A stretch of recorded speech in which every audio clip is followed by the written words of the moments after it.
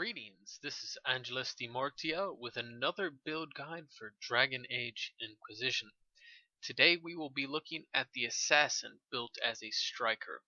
A striker is a role focused on mobility and single target burst DPS. This means that the Assassin will get in fast, hit hard, get out fast, and repeat as necessary. The Assassin derives its strength and uniqueness based around critical hits, mobility, sustainability, and stealth.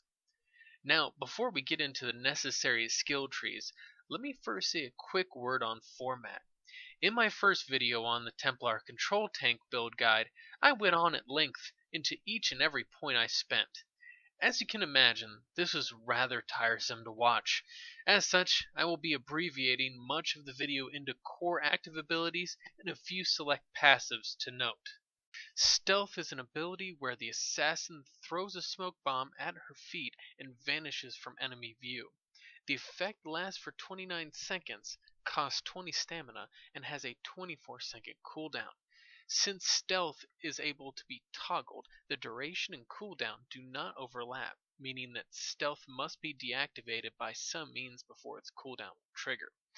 If attacking from stealth, the assassin also gains a 50% damage bonus, and every attack on an enemy from stealth once deactivated will shorten its cooldown. The upgrade, Lost in the Shadows, speeds up the casting animation for stealth, making it almost instant, as well as allowing you to pass through enemies undetected. It also gives stealth additional utility by allowing it to remove debilitating status effects such as slow or fear.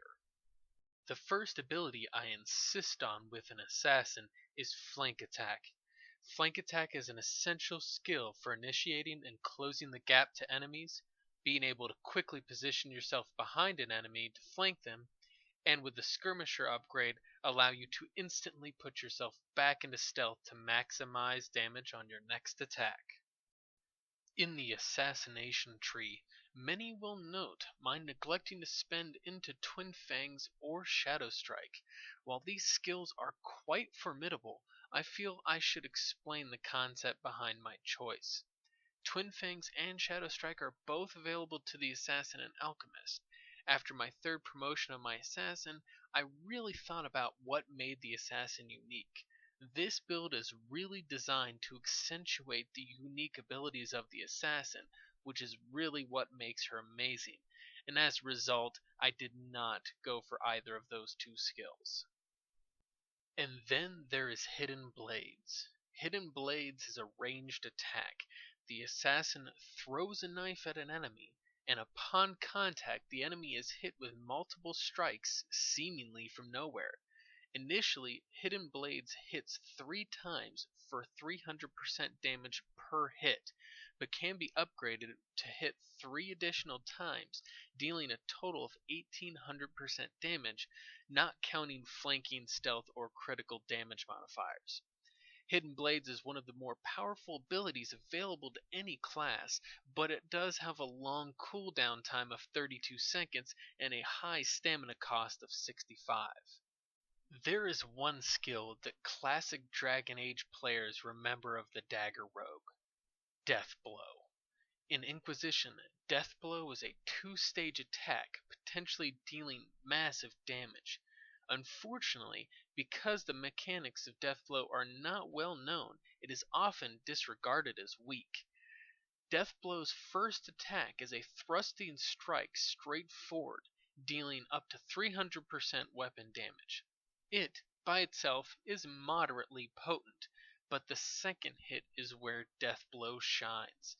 In the second hit is a lateral slash that will hit any enemy within melee range that has 50% or less health, dealing 300% damage plus 3% more damage for every 1% health the enemy is missing, meaning it starts doing 450% damage and goes up from there. With the thrill of the victory upgrade, Death Blow receives a 100% damage bonus plus to both base and bonus damage, and has no cooldown if it kills an enemy, any enemy. For those of you tracking the math, That's 300% damage for the first strike and 600 to 900% damage for the second strike, depending on the health of the enemy, for a total of potentially up to 1200% weapon damage. For passives, I chose the Assassin class specific passive Deadly, granting a +5 to Dexterity and a +4 to Cunning. Call the Herd gives a 50% damage bonus to isolated targets. While it unfortunately does not specify the distance an enemy must be away from the group to be considered isolated, I have frequently noticed it greatly helps in killing enemies that frequently dodge away from their group, like despair demons or archers, and also adds a nice bit of damage in taking down the last enemy of a group. Looked Like It Hurt and Dance of Death give the assassin an amazing amount of sustainability in battle, giving the assassins 10 stamina on a critical hit and 50 stamina on killing an enemy, respectively. Sneak Attack and Unforgiving Chain are both passives on the way to Deathblow, but I wanted to note that they both immensely increase critical chance.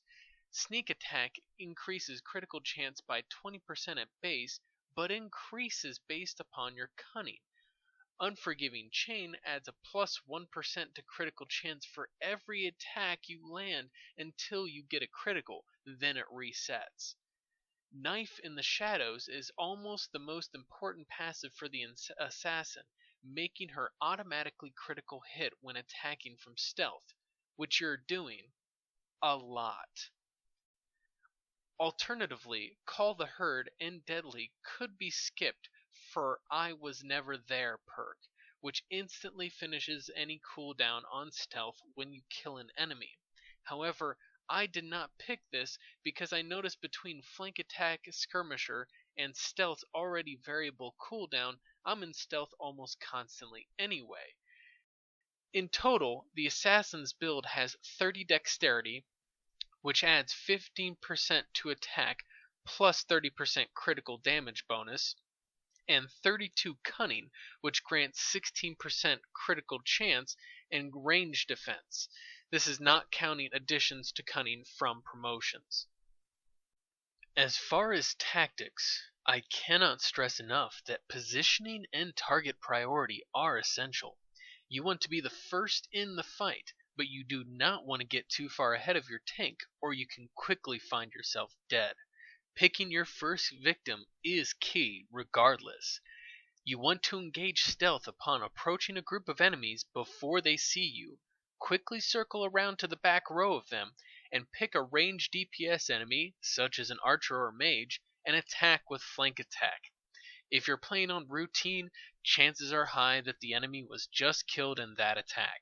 If not, check their health. If they are above 50% health, use a few basic attacks until they are below 50%. Once they are, immediately use Death Blow.